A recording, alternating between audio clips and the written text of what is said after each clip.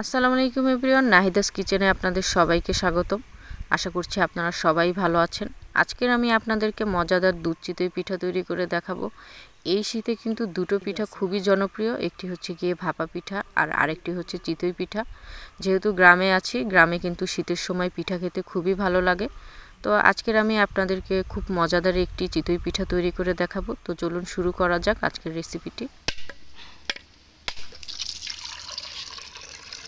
দুধ চিতই পিঠায় কিন্তু নারকেলটা দিতেও পারেন, আবার নাও দিতে পারেন, স্কিপ করতে পারেন। যেহেতু আমাদের গাছে নারকেল আছে ফ্রেশ, এর জন্য আমরা নারকেলটা ব্যবহার করছি।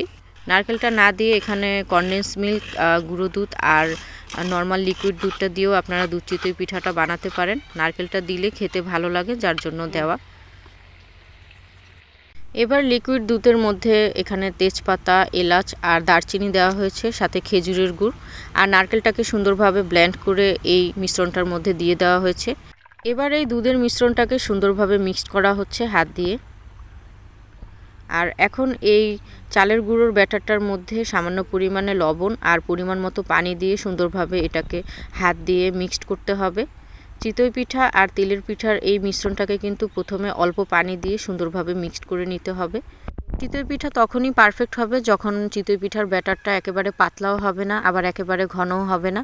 এভাবে যদি ব্যাটারটা বানানো যায় তাহলে কিন্তু চিতই পিঠাটা পারফেক্ট আর ফুলকো হয়। চিতই পিঠা ফুলকো করার জন্য অবশ্যই 30 বা 40 মিনিট মিক্সড করার পরে রেখে দিতে হবে, এরপর বানাতে হবে। এবার এই দুধের মিশ্রণটার মধ্যে সামান্য পরিমাণে পানি দিয়ে পাতলা করে এটাকে চুলোর মধ্যে জাল করে নিব।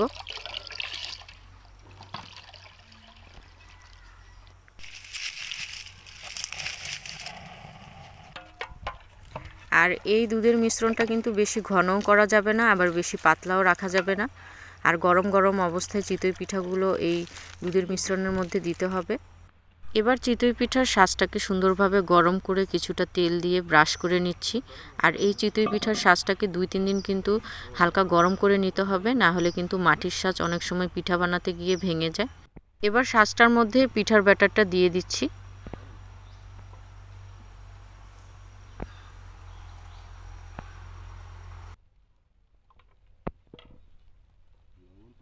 এবার ঢাকনাটা দিয়ে সুন্দরভাবে হাই হিটে পিঠাটাকে ভেজে নিব। এই তো এবার পিঠাগুলো হয়ে গিয়েছে। ঢাকনাটা উঠিয়ে আপনাদেরকে দেখিয়ে দিচ্ছি, দেখুন কত সুন্দর ফুলকো হয়েছে পিঠাগুলো। এবার আস্তে আস্তে পিঠাগুলো উঠিয়ে নিচ্ছি যাতে শাঁসটা ফেটে না যায় আর পিঠাগুলো যাতে ভেঙে না যায়। আস্তে আস্তে করে পিঠাগুলো এভাবে উঠিয়ে নিচ্ছি।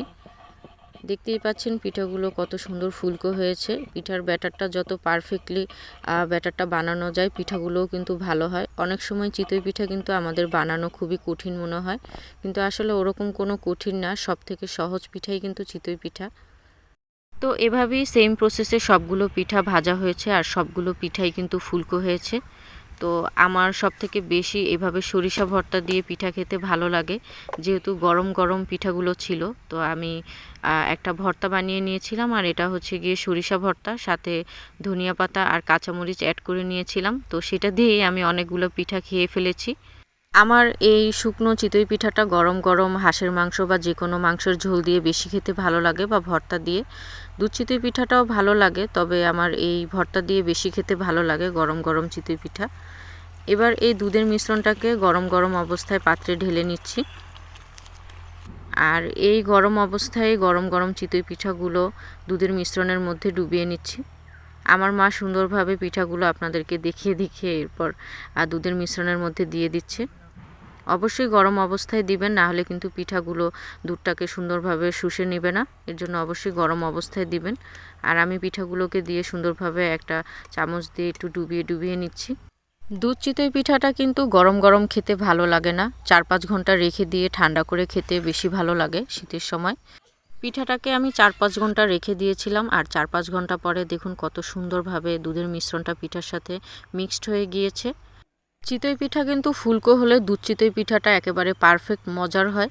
আমার পিঠাগুলোও কিন্তু খুবই সুন্দর ফুলকো হয়েছিল, যার জন্য পিঠাটার স্বাদটাও খুব ভালো এসেছে, একেবারে রসমালাইয়ের মতো মজার হয়েছে। তো আশা করছি আপনারা এরকম বাসায় সুন্দর পারফেক্ট একটা দুধ চিতই পিঠা বানিয়ে খাবেন। শীতের মধ্যে খুবই মজার একটা পিঠা। তো আমার এই দুধ চিতই পিঠাটা যদি আপনাদের ভালো লেগে থাকে তাহলে অবশ্যই আমার চ্যানেলটি সাবস্ক্রাইব করবেন আর ভিডিওটিতে লাইক কমেন্ট শেয়ার করে দিবেন।